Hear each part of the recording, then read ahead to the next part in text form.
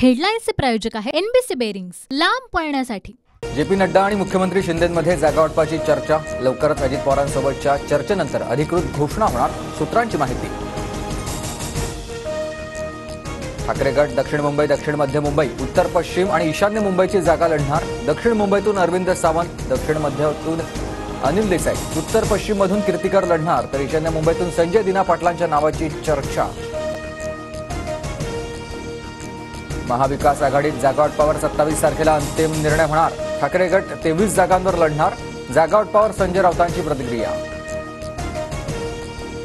मवियाचं विदर्भातीलच 10 जागांचं जागावाटप जवळजवळ निश्चित। काँग्रेस 6, ठाकरे गट 2, शरद पवार गट 1 जागा, तर वंचितला 1 जागा देण्यावर एकमत, सूत्रांची माहिती। उद्धव ठाकरेंचा आजपासून 2 दिवस जनसंवाद दौरा। आज चिखली, मोताला, जामोदमध्ये, तर उद्या शेगाव, खामगावला, मेहकरमध्ये उद्धव ठाकरेंचा जनसंवाद। हिंगोलीतील उद्याचा दौरा तात्पुरता रद्द। पुण्याच्या बापाचा बाप आला तरी मुंबईला महाराष्ट्रापासून तोडू शकणार नाही। फडणवीसांचा हल्लाबोल, तर आमचा बाप बाळासाहेब, पण भाजपच्या बापाचा पत्ता आहे का? संजय राऊतांचा सवाल। लोकसभा मतदारसंघ निरीक्षकांच्या बैठकीत राज ठाकरेंकडून युतीची चाचपणी। बैठकीत राज ठाकरेंनी पदाधिकाऱ्यांचा कल जाणून घेतला। अजितदादांचे धाकटे पुत्र जय पवार आजपासून बारामतीत। आगामी निवडणुकीच्या पार्श्वभूमीवर बारामती शहर आणि तालुक्यात जय पवारांचा दौरा।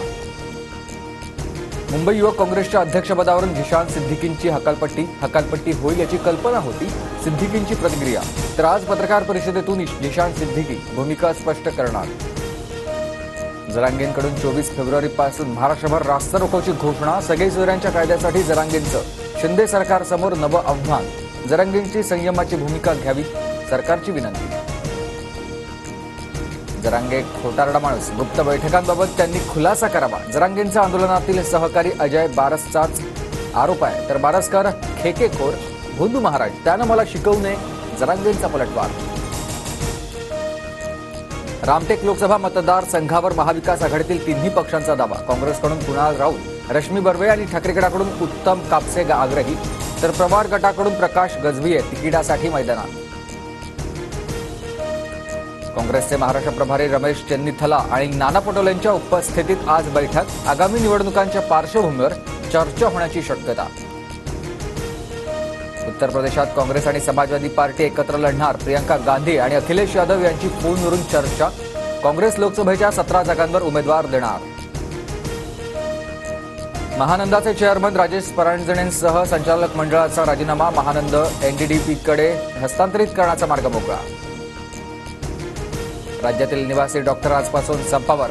विद्यावेतनात वाढ आणि वसतिगृहाच्या दुरुस्तीच्या अंमलबजावणीनंतर देखील।